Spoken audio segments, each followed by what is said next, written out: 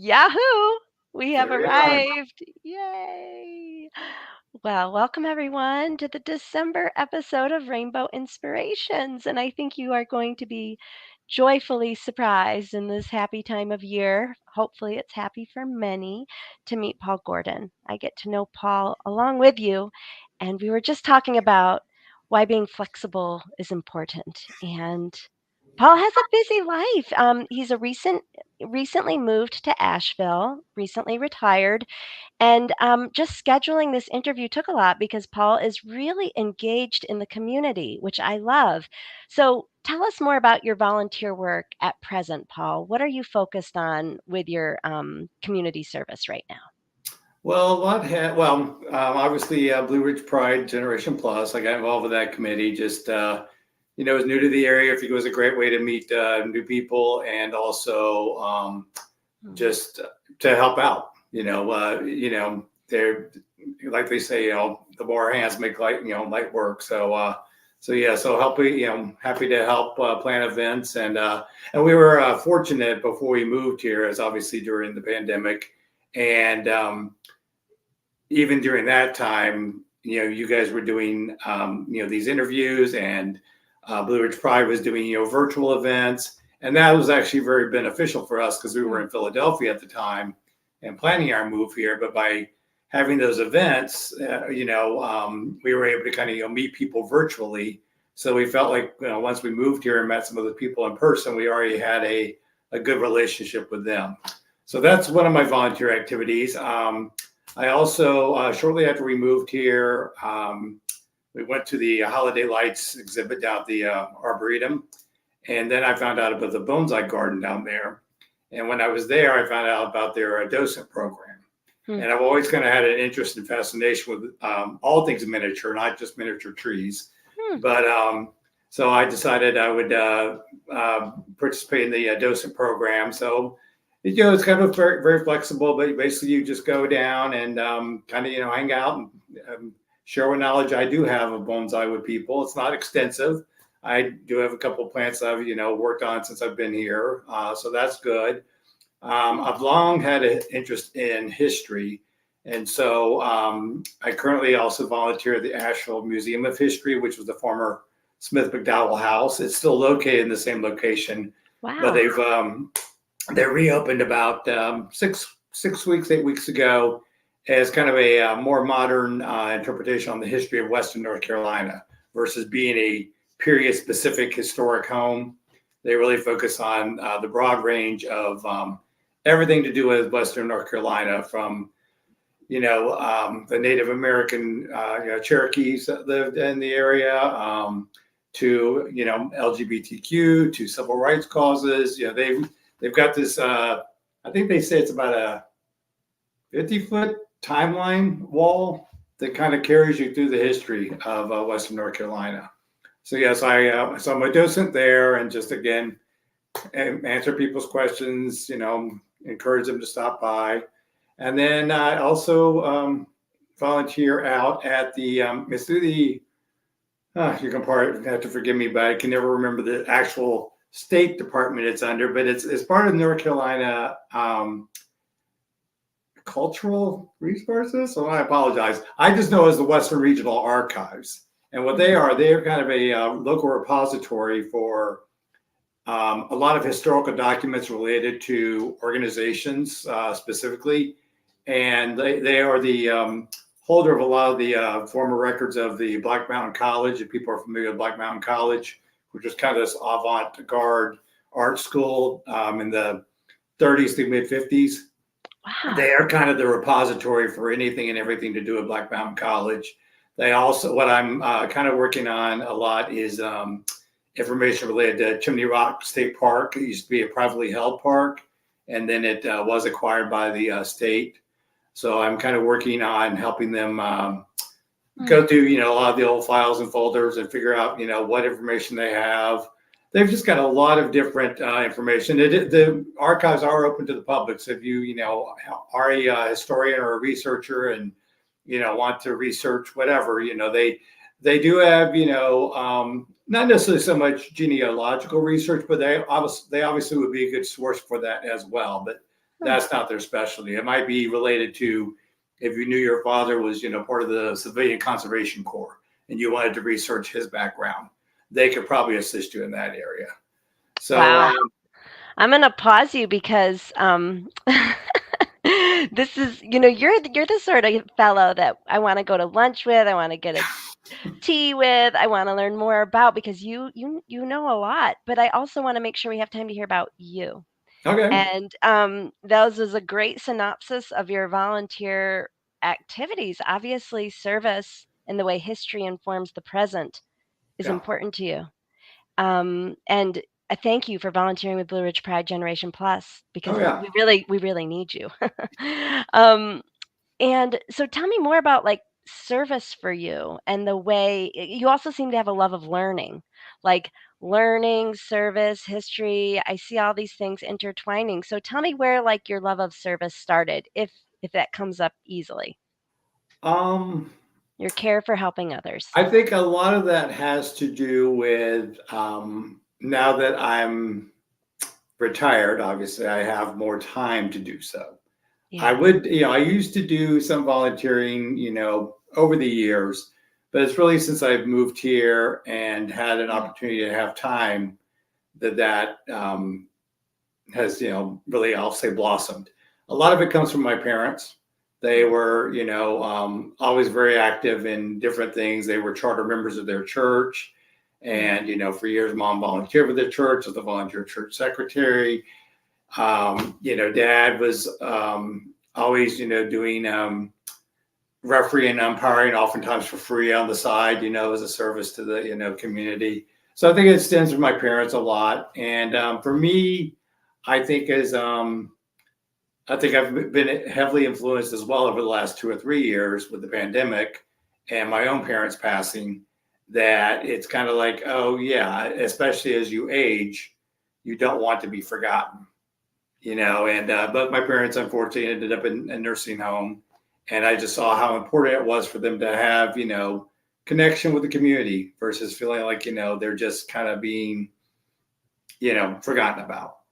And just seeing, just seeing, like I say, how happy they were when, they were engaged with others. And yeah, so I think just kind of, yeah, and to your point, those different areas of interest in terms of where I'm volunteering, I think a lot of that, specifically relative to history, comes from having grown up in Atlanta.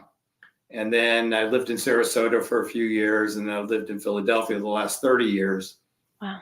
I've always been fascinated at how cities evolve and kind Mm. of what makes them what they are today and how they change over time. And that's Wow. part of what drew us to Asheville, obviously, is, it's got such a fascinating history for a city. And, for the most part, was not a, not a victim, but, did not have the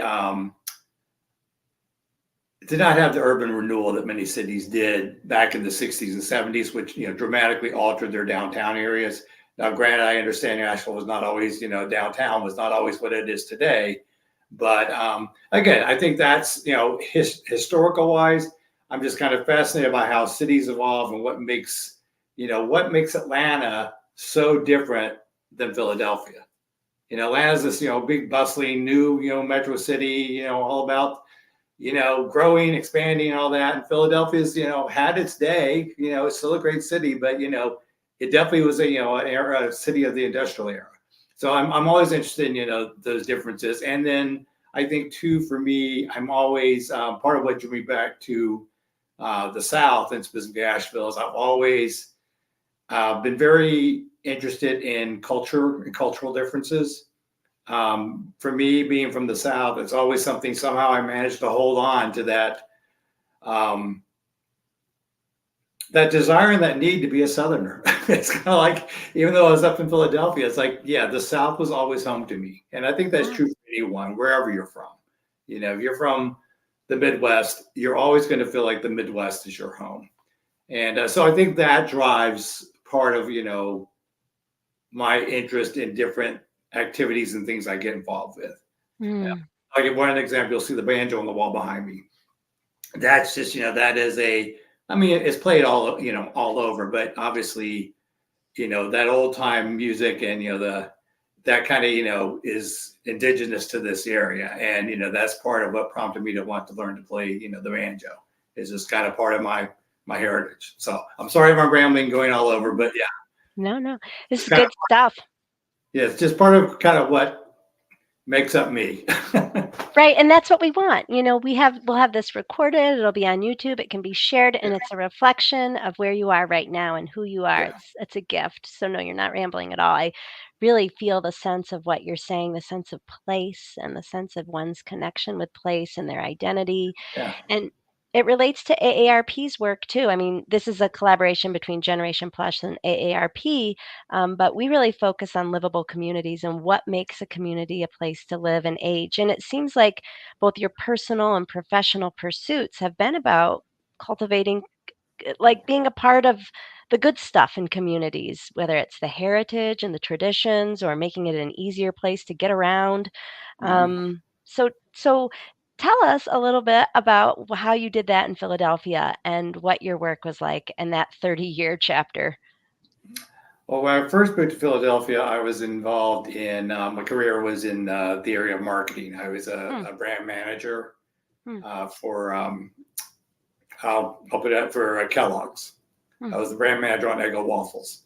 So, hmm, let go of my Eggo. I did not come up with that logo or saying, but as part of that. And then shortly after I was up there, they decided, well, we're going to do consolidation and realignment and all the corporate stuff. And so they at that point I changed into a career where I was doing more market research and management consulting and working with all sorts of Fortune 500 companies up around the Philadelphia area, just helping them improve their marketing and um, hmm. and as that kind of wore on, I was just kind of getting worn out. And again, I just felt like, what am I doing with my life? It was kind of like, yeah, So I went back to school and got a master's degree in urban planning. Wow. And so I from there I thought, well, planning is a way to make an effect on people's lives, and it kind of tied to my long term interest in following cities and history and all that. So I got the degree in planning, and then I went to work for one of the suburban counties up around the Philadelphia area. And I was fortunate enough, as one of my uh, early on, a task was to develop a trails and greenways plan. And Hmm, after I developed the plan, the county said, well, let's go out and see if we can get some grant funding to start developing some of these, trails. And the trails I'm talking about are more like the paved bike and hike multi-use trails versus, in the wood hiking trails.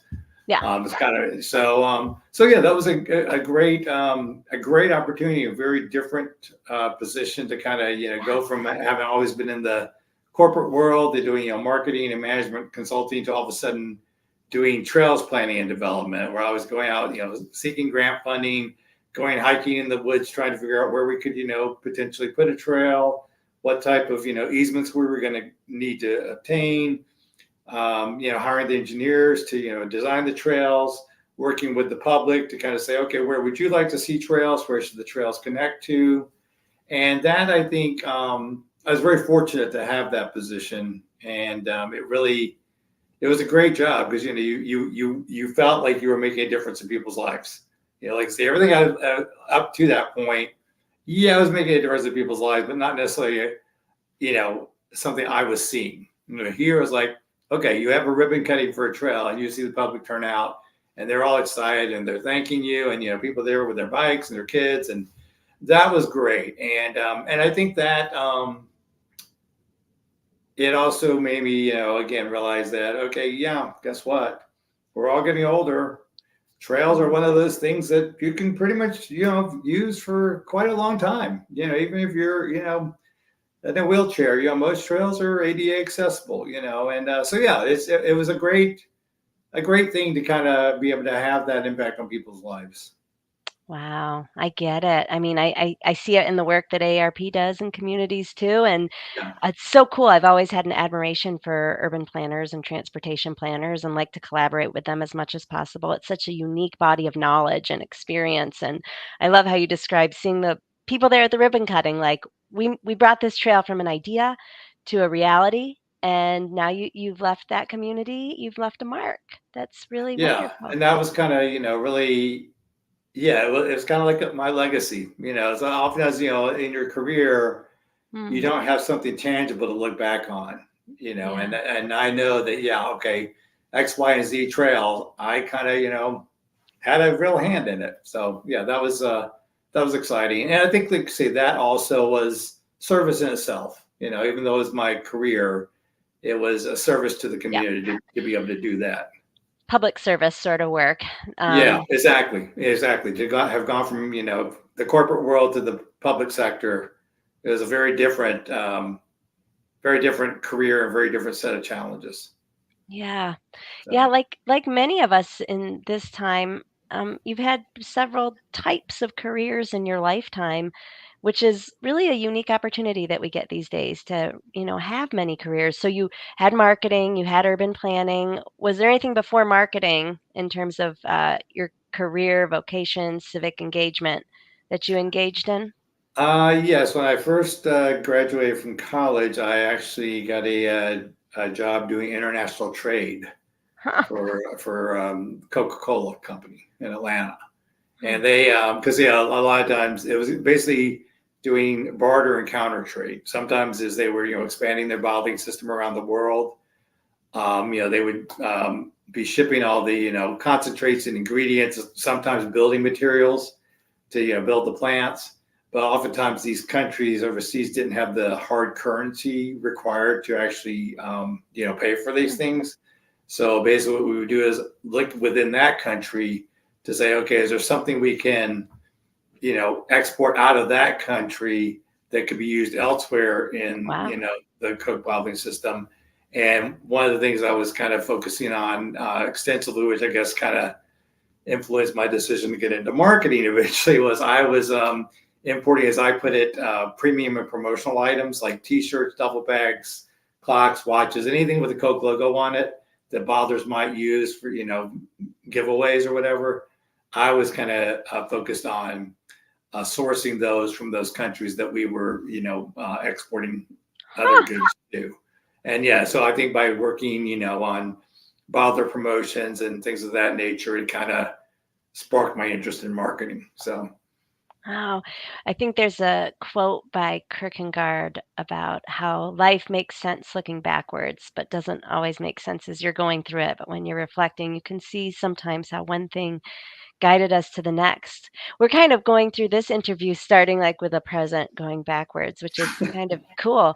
yeah, Um, so you were born and raised in Atlanta, big city boy, and it sounds like you speak of your parents in a positive light. yeah. Tell us about your family constellation, like what sort of neighborhood you grew up in. I basically grew up in the suburbs of Atlanta. It was a very rapidly growing suburb at that time because Atlanta, was kind of starting to, really take off in the 70s. And yeah, and that's interesting because even that, seeing all the new construction and the new homes going up around, my parents' house, and my mom at that time was working for a home builder. She was kind of like his office manager, Interesting. and I early on in life, I think since I was probably in the third or fourth grade, developed an interest in architecture. So that's what Mm. I originally went to college for. I did not get my Ah, architecture degree, huh. but it is funny because that definitely influenced that aspect of my life. And physics is what caught up with me. I couldn't figure out how I was going to make the building stand up. I could make them look good, but I couldn't figure out how I was going to make them stand up. That's So funny. the engineering side of architecture kind of, cut that dream short. But yeah, it was, typical, like I say, suburbs. Like I say, my parents and I, yeah, I was fortunate. They both grew up in a small town about an hour south of Atlanta, and I had between the two of them, I think I had like 32 different cousins, and Oh my still, gosh. So you were a cousin kid. You had a yeah, lot of cousins and a family of cousins. Oh, cool. yeah. And at least once a month, if not, twice a month, we were driving down there to see family. It was just kind of what we did on a Saturday or Sunday afternoon. And, yeah, it's still obviously, I actually was fortunate enough to grow up literally down the street from one set of cousins. And it's funny because, they're still, kind of my closest cousins because how could they not be? Because, they were literally down the street. And Oh, yeah, so family was always very important to my parents and to myself, and or excuse me. So yeah, so we yeah, so typical suburban kid, and then any when siblings? I do have one sister who is um and now, well, she and her husband moved to Oklahoma right after my brother-in-law graduated college, and they were in Oklahoma for about 30 years. And then his company relocated him to Houston for the last 10 years, but now they're back in Oklahoma with their kids. So again, their family is very important to them. And yeah, so they're very happy. I'm very happy for them to be back in Oklahoma. And they're kind of like myself. I think they're finally able to live their best life because my sister was a phenomenal caregiver for my parents. So sorry, I'm getting choked up because she just did so much for them. So yeah, so can't never thank her enough. Unpaid heroes, Yeah, she caregivers. is completely never be able to thank her enough. So Oh, I hear you. And I think that yeah, that is so important that you feel that sentiment and can say it out loud. That's great. yeah, and just and I'm thankful that over all these years, I mean, obviously the last 10 years having to get on the same path with my parents brought us closer together. But yeah, it's like we've always kind of, she's always been there for me, and as were my parents. So yes, Mm. I've so yeah, so it's good. So tell me about, since this is a spotlight on, the inspirations of LGBTQ people 50 plus, about when you came out to yourself. As with many of us, I guess I kind of just knew as a young kid that I was Mm, different. Even before you kind of are aware of sexuality or anything of that nature, I just knew I was different. And it took a while to kind of figure it all out, but I did. And yeah, so it's and it was it's interesting that obviously grew probably in the 70s, as my teenage years, and then it took me a while to finally come out to my parents and my family, and they it's one of those things, you never know what the reaction is going to be. I think my mom might have already, known, but, mm, and then my dad, got a typical reaction, and then my sister, again, very supportive. And yeah, it's one of those things. It's an odd, as any of your audience will know, for the Rainbow Inspirations. It's an odd path, because straight people don't have to come out, and just that fact that you're just having this conversation about your sexuality with your parents or your family, or it's always a very strange thing. And and I always wondered, like, okay, after I told them, how did they process it? Obviously, they were supportive, you know, to the extent they were. They didn't become PFLAG members or anything, but they obviously did not disown me or cause me any strife in my life either. But I'm always like I'm always and I never, unfortunately, I never asked them that before they passed. Like did they reach out to their siblings? Did they reach out to their minister? How did they process it? And because how you process it, mm. how what courage it takes for you to take that step, and then kind of like you're now laying it at their feet. And it's always something I kind of wish I had known. And I suppose I could ask my sister, but yeah, it's just kind of a interesting thing. But yeah, Yeah, but over the years, they obviously accepted me and my husband. Yeah, never felt treated differently than my sister. So very, very I love fortunate. that. I Yeah, love the reflection. I really appreciate you reflecting on, it is interesting that, yeah, if you're straight, you don't have to come out. It's odd to have that conversation with your parents and then your curiosity about how they processed it. It's yeah, because it's like it's not something that is probably ever going to come up again. It's not like you're going to welcome another conversation about your sexuality. It's like, why would you? You right. know, and yeah, so Tell us about meeting your husband and where you met him and anything you feel comfortable sharing about oh that yeah, we connection. I like I say, I moved to Philadelphia in October of '92. Mhm. And I had a friend that I'd worked with in Florida who was going to come up and visit me for Thanksgiving because she knew I was just going to be new to Philadelphia. And so she came up to me to see me. And at that point, I was just renting a room in this guy's house. And this was pre-internet days. And I guess when people would come from out of town, he kept like a box of brochures and pamphlets and stuff of things and sites to see around Philadelphia. Huh. And in that box, because he gave it to me to go through and say, well, maybe you can find something for you and your friend to do in this box. So I was like, okay. So in that box was a brochure on this organization that was at that point called the Foundation for Architecture. And they were the ones that at that point in time were giving the historical walking tours of different neighborhoods and areas in Philadelphia.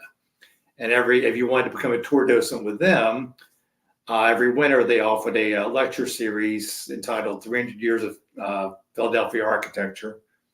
Obviously, a very old city. And you took this course to kind of, become a tour docent. And that's where my husband and I met because he also wanted to be an architect originally in life. Also, not an architect. I don't know if it was the engineering side. I think it was something else with him. But yeah, so we were both interested in architecture. So yeah, so this past February, because we met in February of '93, so this past February was 30 years. Oh my And gosh. then we did get officially married back in 2014. So next year will be our 10-year official wedding anniversary. But yeah, I've been together 31 years. So, Congratulations. That's yeah, beautiful. I'm happy for yeah, you. yeah. And I'm Um, very happy that, he was supportive and able to join me on this journey to back to the South because he was from Philadelphia. mhm, That's his hometown. That he still has siblings there, and that was very much his home. And but I think he's really enjoying it here. So good. Good. yeah. Well, I mean, I don't is he as outgoing as you are? You seem like you're really wanting to be engaged in the community. Does he have that similar He does, but in different ways. Mhm. Yeah, his real passion is gardening and landscaping. So Ooh, he's kind of he does a lot with our neighborhood has a 2 or 3 acres of shared community open space. So he's kind of wow. always out there working in that and meeting the neighbors and yeah, just taking different gardening classes and yeah. So yeah, he's also gotten into the bonsai as well. So yeah, so he's yeah, so we're both just loving it here. I'm So so glad, and, that's inspiring in itself that you just, chose to go to a place where you could both have do things that you're excited about and enjoy. yeah. So we're at that time in the interview, we have about 1 minute left, where it goes by fast, doesn't Oh it? yeah, it does. Uh-uh. Where I'm curious, you said, like, "If I could have asked my parents that," or, so is there any words of inspiration or explanation or, support, encouragement that you would like to offer to others? Um, yeah, it's just that yeah, everyone's path is different. Everyone's challenges are different, but just don't ever give up. Yeah. Whatever it is that you're dealing with, it's just yeah, life is tough, and one thing I would that I would love to work with locally that I'm kind of still chiseling away and trying to find that opportunity is to help LGBTQ homeless youth because I just, that's, yeah, because they don't have it as fortunate as I did. But yeah, that's kind of, I would say, just don't ever give up. Just don't give up on yourself. Don't give up on others. They say, things get better, and oftentimes they do. It may take quite a while, but you know, just Mhm. hang in there. Find your people. Find your niche. So, Well, I am encouraged by those statements. well, thank Thank you. you, Paul. And I'm sure others will be as well. It's just really was my delight to get to know you today. Well, Thank thank you you. for this opportunity, and thanks for the Oh, work you guys do. it's fun. Yeah, thank you. And I mean, I want to encourage others to share this episode of Rainbow Inspirations. We don't do a lot of marketing, but the opportunity is to just press share and share stories well lived as they are also archived. Also, just want to, remind everyone that we'll be back on the first Wednesday of the month in January in the new year. Stay tuned into what's happening on Blue Ridge Pride and Generations Plus. We are planning for a holiday event, actually a New Year event late January. So stay tuned for that. And we will just go ahead and say goodbye for now. See you next All month. right. All right.